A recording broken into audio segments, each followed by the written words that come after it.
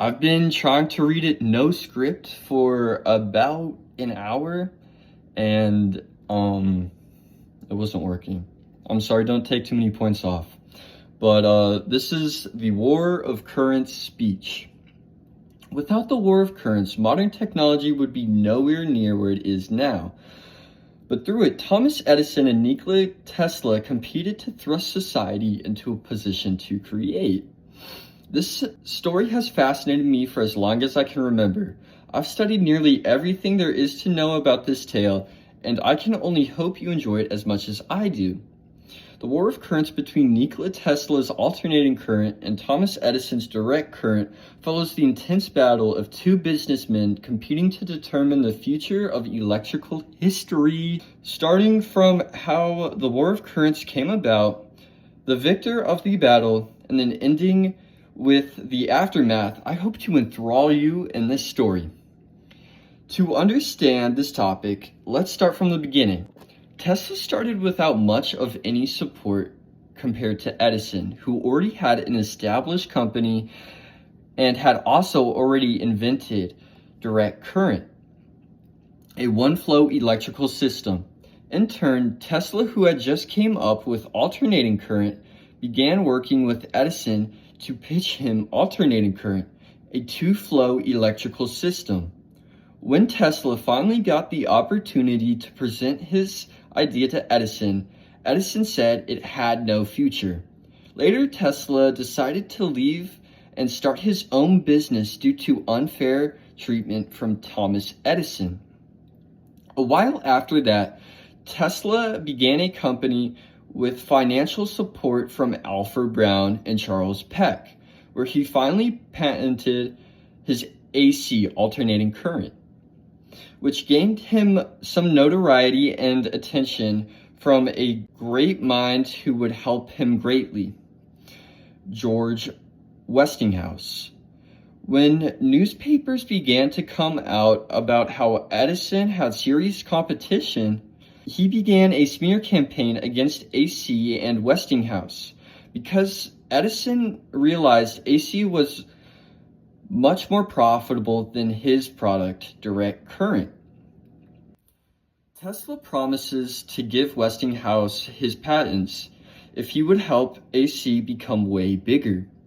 Tesla agreed because he didn't want money, rather, he wanted to further the people. After this, Edison continued his smear campaign. Alright, so now that we've learned about what led up to the current war, let's talk about where Edison started going off the deep end and Tesla started swimming up to the top. Edison knew that he had to sway the public's opinion on alternating current to take back control of the market. So in turn, he collaborated with a man named Harold Brown to stage a public execution of stray dogs to prove that alternating current was much more deadly when compared to direct current, resulting in animal cruelty services intervening. Brown and Edison's experiment was proven wrong later as well. In 1988, New York passed a new law that proposed electric chair executions and commissioned Harold Brown, who was highly underqualified, but despite that, he still designed them using Westinghouse's designs to tarnish AC's reputation. Westinghouse's attempts to stop the use of AC motors were in vain, and the execution went through. During the execution, the electrocution failed brutally,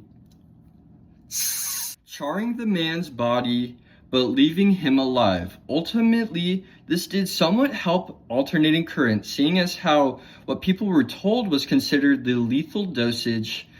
It took 2 of that to kill somebody. 3 years later, Tesla embarrassed Edison by not only making great improvements on Edison's light bulb, but he also ran thousands of volts of electricity through his body to light his now improved light bulbs. He was unscathed. This stunt bolstered Tesla's popularity, winning him the current war, and resulted in things like Bluetooth and modern wires. Compare that to Edison, who felt replaced by Tesla and who had just lost control of his own company.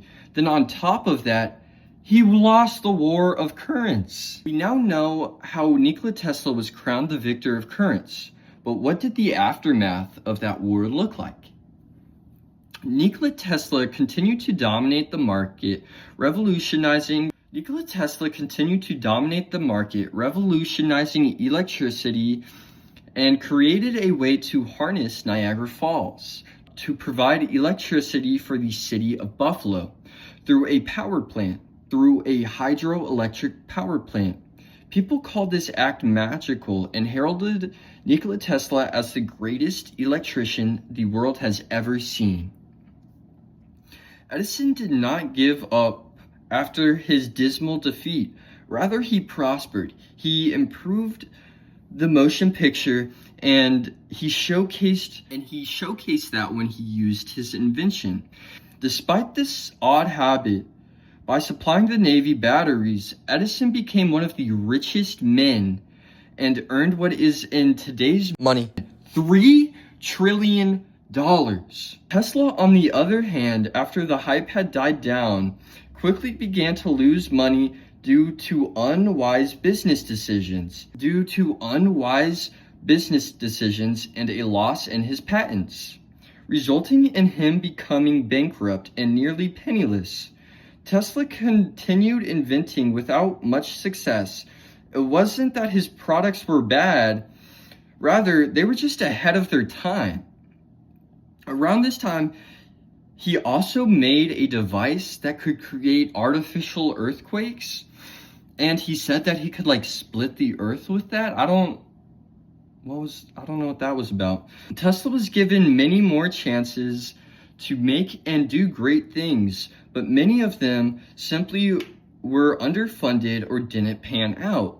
This resulted in Tesla having little to no money and living off of others' handouts for the rest of his later years. To give this a rest, the War of Currents was an electric rivalry which determined modern technology and was shaped through competition, public perception, and eventual success of Nikola Tesla and Westinghouse's alternating current. As we use electricity every day, we should just try to remember the incredible story of how Nikola Tesla overcame the war of currents. Now, every time you flip a switch, just know you are using the byproduct of what is, in my opinion, the greatest war of all time.